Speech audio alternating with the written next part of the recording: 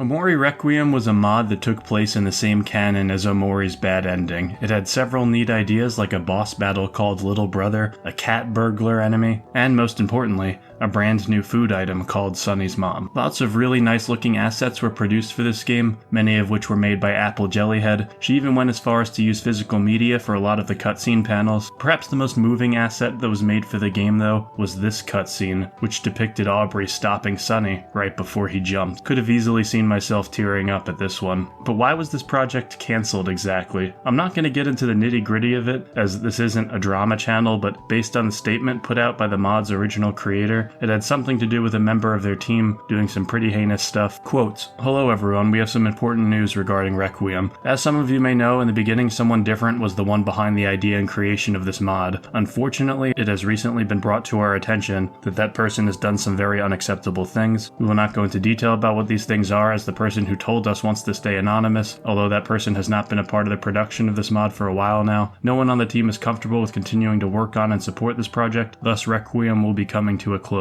Although this does mean the end for Requiem, this does not mean the end for production. While the initial name and idea for Requiem was that person's doing, they had no part in the game's production outside of the trailers. This is why some of our members are moving on to a new project, OMORI Cognitive Dissonance. While Cognitive Dissonance will still follow the idea of an alternate bad ending and use some assets created for Requiem, it will stray away from the original creator's initial idea and not use anything that they themselves contributed. We are very disappointed in what has happened and apologize for letting anyone know. We greatly appreciate everyone's support during these months, and you have all been wonderful. Thank you for being along for the ride, and we hope you consider following Cognitive Dissonance created by Mikey Brikey. What now? Well, the good news is you'll still see assets from Requiem, as well as me and Apple Jellyhead. Me and Apple Jellyhead are continuing to work on something cool. I've mentioned it before. Amara, a project that is an OMORI mod but not an OMORI story. It has some familiar faces in it and new ones too. It's a really in-depth mod, side quests changing the story, a faraway expansion and other things. You can follow me on Twitter to keep up with it at Failsafe. Sucks to hear all of that super serious stuff in there. Glad they were able to keep the person on the receiving end of all of this anonymous so that they can kind of move past this in private. It's great to hear that a lot of the team are sticking together and making use of a lot of the created assets, because honestly, there's no reason to let all of the time and effort that's gone into those art pieces go to waste. I'm glad that Cognitive Dissonance will still take place in the bad ending canon, because I think that's a really neat idea to explore. Though it's important to remember that when Aubrey stops Sunny from making that jump, she's not aware of what Sunny did yet because it's in the bad endings canon. He never did confess in that room. For all we know, if she knew what he did,